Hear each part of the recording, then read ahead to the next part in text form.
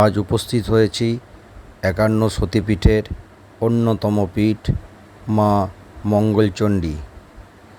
এটি অবস্থিত পূর্ব বর্ধমানের উজানি গ্রামে, একেবারে ঠিক অজয় নদীর সংযোগস্থলে।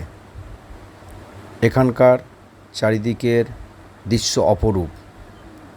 আপনারা দেখতে পাচ্ছেন যে এই অঞ্চলটি একটা অপরূপ সুন্দর একটি জায়গাতে অবস্থিত।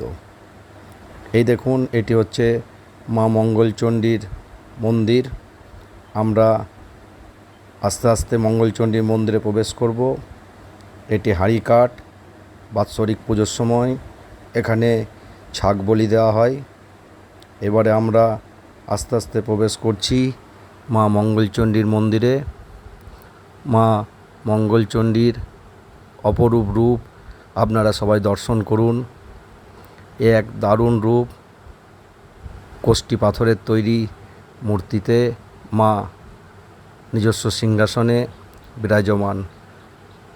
দেখুন মায়ের অপরূপ মূর্তি, অপরূপ রূপ। মন্দিরটির চারিদিকে অপরূপ এক সুন্দর দৃশ্য আমরা দেখতে পাচ্ছি।